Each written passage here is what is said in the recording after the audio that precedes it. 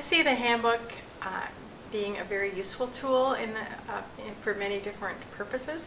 I think it can be a classroom textbook. I'm presently teaching a class on women interpreters of the scripture, and I'm really excited to be using the Handbook of Women Interpreters as my textbook. We're reading through the whole book. We're reading it chronologically, so to get a sense of what women's interpretations are like in different periods of history. And I've supplemented that with an overview of the history of interpretation. And so we look at how men are interpreting, what their tools are, what kind of genres they're writing in, and then we read about women interpreters of scripture. So that's very exciting to actually be using it in the classroom. And the feedback I get from the students in the class, both men and women, is very positive. We have women that have been brought up in a tradition where women aren't encouraged to be leaders in the church, or they're struggling with the sense of call to ministry.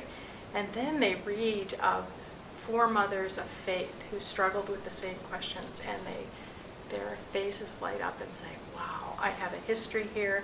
I have sort of dead mentors to engage with. So that's very exciting. And the men in the class are equally interested and intrigued, and they are encouraged in their life and sense of call and ministry by engaging great women of courage and faith, as they often encountered enormous challenges to following through their sense of what they should do with their lives. So my response as a teacher is that it's really a helpful tool in the classroom. I've taught history of interpretation for a long time, and I've never had a book that I could use in the classroom, so that's very encouraging to me. So I think it can be used in courses on Bible. As we teach a course, say, on the Psalms, you can look in the index and say, I wonder how women interpreted the Psalms. And then you could go and read the lives of women who did interpret the Psalms.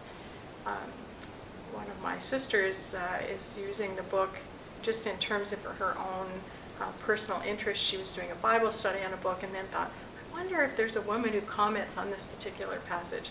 And then she went and then read the story of the woman who wrote on that passage. So that's another way, not in the classroom, but rather just in somebody's personal life, to use the book. I have colleagues that are church historians that are very interested in engaging the book in classes in church history. I have a colleague who teaches preaching who's very interested in the book, because many women are preachers at times when you think women weren't allowed to preach.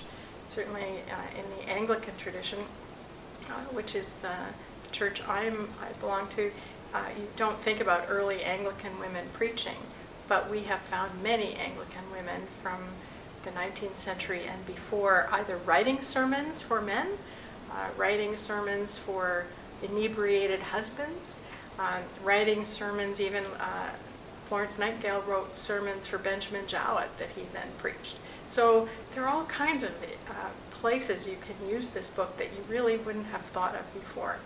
So people who are interested in gender studies, feminist theology, would be very interested in the book, because it opens up the question of when a tradition of women's interpretation really began. And it's way earlier than the so-called first wave feminism that we identify with Elizabeth Cady Stanton in the 19th century. It goes way back, and that, I think, is one of the surprising, unexpected learning that comes from studying women in history, is that some of the bold new interpretations that came out in the 1980s on how to read Genesis 1-3 are actually not new at all. These interpretations can be found in the writings of the 16th century, the 17th century, the 18th century, and you think, certainly I think, is if we had known about those books, I think, or known how someone like Mary Estelle in 1700 figured out how to deal with Paul and women, and you think, wow, she figured out that maybe these were occasional letters that Paul was writing into a particular situation where women were disruptive, or that they didn't have the proper education to be interpreting Scripture. Instead of making a bold statement that women should never do this kind of work. And so I think, if I had known when I was in seminary about Mary Estelle and her interpretation, I would have felt less alone, and I would have been able to build on that tradition. And I think that's where the work opens up many new questions. And so we now can talk about the history of women's engagements with Genesis 1 to 3. And there's a whole tradition of women interpreting differently than the mainstream theological readings of Genesis 1 to 3. Women often saw Eve in a different way than the main tradition did, which is very interesting. And women often engaged with Jesus and how Jesus dealt with women in a different way. So I think that's women, I think, have always been interested in the stories of women in Scripture, because they're looking for, looking for models of piety, models of how to live a life of faith. And so they're interested in characters like Sarah and Rachel, Deborah, the women at the woman at the well, some of the women in Paul's life. So women have looked to characters of women, and so there's a whole history there that can be recovered that I think will be very important.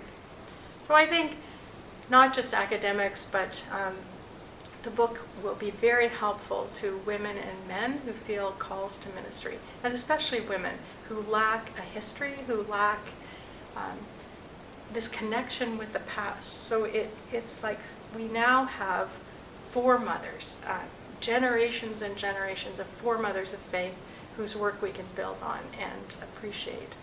And it's like finding, if you're an adopted person, and find your birth mother, how exciting that story is.